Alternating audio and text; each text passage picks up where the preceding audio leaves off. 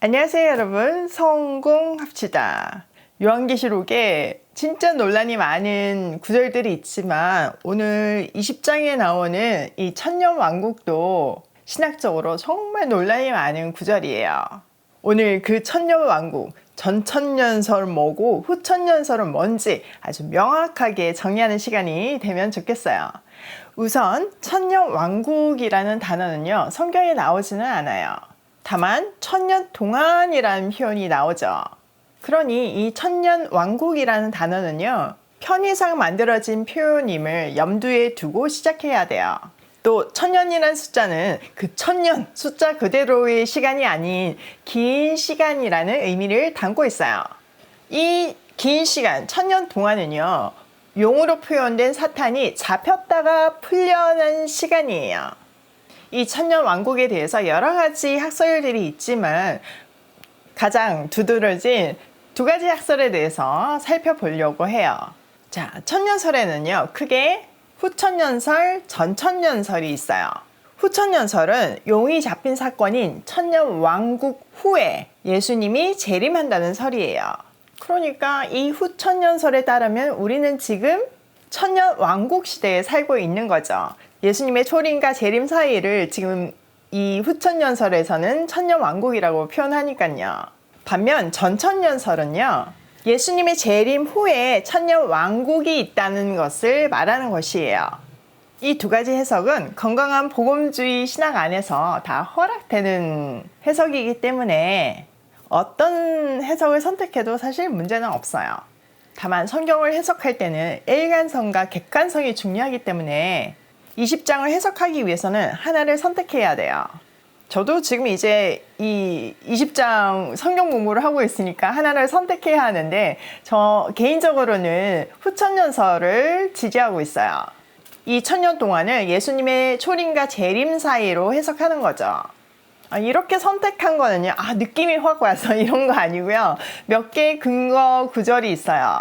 우선 복음서에서 찾을 수 있는데요, 마태, 마가, 누가복음에 동일한 내용이 나오는 본문이에요. 그 중에 하나를 한번 보면 마태복음 12장 28절에서부터 29절을 한번 볼게요. 그러나 내가 하나님의 성령을 힘입어 귀신을 쫓아내는 것이면 하나님의 나라가 이미 너희에게 임하였느니라. 사람이 먼저 강한 자를 결박하지 않고서야 어떻게 그 강한 자의 집에 들어가 그 세간을 강탈하겠느냐. 결박한 후에야 그 집을 강탈하리라. 자, 이 내용은 지금 하나님의 자녀들이 사탄에게 결박을 당하고 있죠. 그러면 그 하나님의 자녀들을 풀어주려면 사탄부터, 그 지금 강한 자라고 표현되는 그 사탄부터 결박을 해야 된다, 이 얘기를 하는 거잖아요. 그래서 이 사탄은 이미 잡혀 있다, 결박되어 있다, 이렇게 해석하는 거죠. 또 누가복음 10장 17절에서도 보면요, 70인이 기뻐하며 돌아와 이르되 주여 주의 이름이면 귀신들도 우리에게 항복하더이다. 자, 70인단을 파송했죠. 그리고 돌아와서 지금 보고를 하는데 주의 이름이면 귀신들도 항복했다는 거죠. 그러니까 이미 결박되었다는 것을 지지하는 본문이에요. 거기에 대해서 예수님께서 18절에 예수께서 이르시되 사탄이 하늘로부터 번개같이 떨어지는 것을 내가 보았노라, 이렇게 말씀하세요. 자, 떨어질 것이다가 아니라 이미 떨어지는 것을 내가 보았노라, 이렇게 말씀하셨잖아요. 그러니까 결박 당했다고 볼 수 있는 거죠.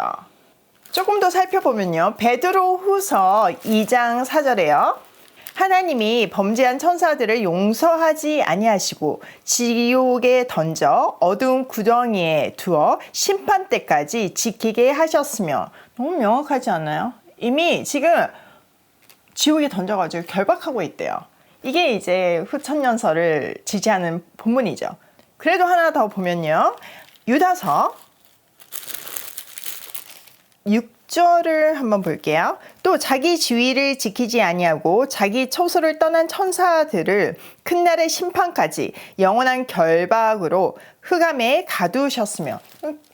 분명하게 가두었다고, 흑암에 가두었다고 말씀하시고 계시잖아요. 그래서 이런 구절들을 근거로 해서 저는 후천년설을 지지하고 있어요. 잘 정리되셨죠? 자, 이제 이것을 전제로 하고 이제 본문 안으로 들어가 보도록 할게요. 자, 1절. 또 내가 보매 천사가 무저갱의 열쇠와 큰 쇠사슬을 그의 손에 가지고 하늘로부터 내려와서 용을 잡으니 곧 옛뱀이요 마귀요 사탄이라 잡아서 1000년 동안 결박하여 무저갱에 던져넣고 잠그고 그 위에 임봉하여 1000년이 차도록 다시는 만국을 미혹하지 못하게 하였는데 그 후에는 반드시 잠깐 놓이리라. 자, 천사가 무저갱의 열쇠를 가지고 또 큰 쇠사슬을 손에 가지고 하늘에서 내려오는 것을 봤어요. 너무 속 시원하죠. 이 천사가 하는 일이 용, 바로 사탄이죠. 또 옛뱀이라고도 불리죠. 그 사탄을 잡아서 결박해가지고 아빌소스, 무저갱에 던지고 다둔 후에 봉인까지 해서 1000년 동안 가두어요. 그리고 그 1000년 뒤에 잠시, 이게 되게 중요해요. 잠시 동안 풀려나죠. 우선 옛뱀이라는 표현에서 이 사탄과의 전쟁은 아주 오래전부터 시작된 문제라는 것을 알려주고 있어요. 진짜 그렇잖아요. 창세기 3장 하와를 유혹해서 인류를 타락하게 만들었으니까 진짜 창세로부터 시작된 아주 오래된 이야기예요. 또 하나, 잠시 동안 풀려난대요. 좀 찝찝한 마음이 들죠. 그냥 영원히 갇히고 이제 끝났다 이러면 좋을 텐데 왜 풀려나는 거지? 이런 생각이 들잖아요. 근데 법정을 떠올리면 의외로 간단해요. 여러분, 죄인이 죄를 지으면 감옥에 갇히죠. 그런데 재판을 받을 때는 그 감옥에서 재판을 받는 것이 아니라 잠시 풀려나서 재판장으로 오잖아요. 바로 그 내용이에요. 재판을 받기 위해서 잠시 풀려난 거예요. 그러니까 이 풀려남은 자유를 준 것이 아닌 영원한 심판을 받기 위한 잠깐의 풀림이죠. 자, 4절. 또 내가 보좌들을 보니 거기에 앉은 자들이 있어 심판하는 권세를 받았더라.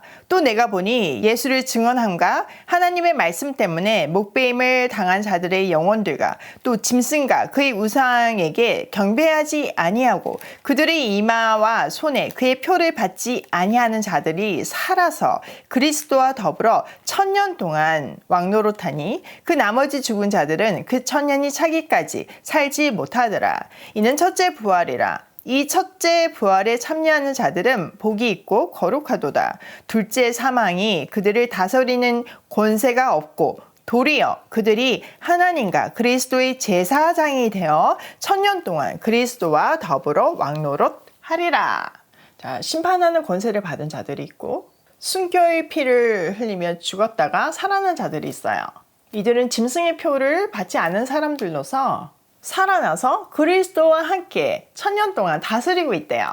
굉장히 복잡한 이야기 같죠. 그런데요, 이건 지금 역사가 흐르는 상황 속에서 이렇게 쫙 펼쳐봐서 복잡하게 보이지만 그 시간, 역사를 걷어내고 팩트만 보면 아주 간단해요. 그러니까 쉽게 정리를 하면 그리스도 안에서 먼저 죽은 사람, 지금 살고 있는 사람, 또 앞으로 죽을 사람이 있잖아요. 그 사람들 모두가 그리스도와 함께 왕노릇을 하고 있다는 의미예요. 얼마 동안? 1000년 동안요. 이 1000년은 예수님의 초림과 재림 사이를 뜻하는 거고요. 반면 하나님 밖에 있는 사람들은 1000년이 끝날 때까지 살아나지 못한대요. 그 1000년이 지나고 나서 사탄처럼 영원한 심판을 받게 될 것이래요. 그게 둘째 사망이죠. 후천년, 전천년, 첫째 사망, 둘째 사망. 내용이 어렵고 생소하고 복잡한 것 같지만요. 결론 아주 심플해요. 예수님은 다시 오신다는 거. 두 번째는 사탄은 치명적인 상처를 입었기 때문에 지금 발악하면서 죽어가고 있다는 거. 이미 결박되었어요. 그러니까 우리는요. 어둠의 권세 잡은 자들을 두려워할 필요가 없어요. 날 괴롭히면 어떡하지? 염려할 필요도 없고요. 우리는 이미 예수 그리스도의 피로 구속을 받은 존재이기 때문에 누구 하나 내 털끝 하나 건드리지 못해요. 이거는요 이미 십자가에서 결정되었어요. 다만 지금 마지막 발악을 하는 사탄의 유혹과 공격에 괴롭힘을 당할 뿐이에요. 지금 우리는 어떤 상태다? 이미 임한 하나님 나라에서 그리스도와 함께 왕노릇하도록 부름받은 하나님의 거룩한 백성이요 제사장임을 꼭 기억해야 해요. 자, 명쾌하게 정리되셨나요? 오늘 내용을 우리 삶에 한번 적용을 해보면요. 첫 번째, 사탄은 이미 결박당해 있다. 그러니까 우리는 그 사탄을 두려워할 필요가 없어요. 두 번째, 주님은 반드시 다시 오신다. 이 두 가지가 중요해요. 그러니까 여러분, 후천년설, 전천년설 이런 거는요, 뭐 어떻게 해석하든 간에 이 두 가지는 분명한 거예요. 그러니까 그걸 꼭 기억하셔야 돼요. 또 하나 분명한 것은 세 번째, 우리는 현재 왕 같은 제사장이다. 이건 10절에서 결정됐다고 말씀드렸죠. 지금 우리가 어떤 상황 속에 있다고 할지라도, 그리고 내 직업이 무엇이라 할지라도, 가정에서, 일터에서, 우리의 일상에서 우리는 그리스도와 더불어서 이 세상을 다스리고 있어요. 이것은 먼 미래에 일어날 일이 아니고요. 지금 이 순간, 현재의 일이에요. 왕 같은 제사장이라는 정체성을 가지고 나에게 주어진 일을, 그게 비즈니스든 그게 가사 일이든 그게 교육의 일이든 그게 무엇이든 간에 왕 같은 제사장의 정체성을 가지고 그 부르신 영역에서 하나님과 함께 통치해야 하는 거예요.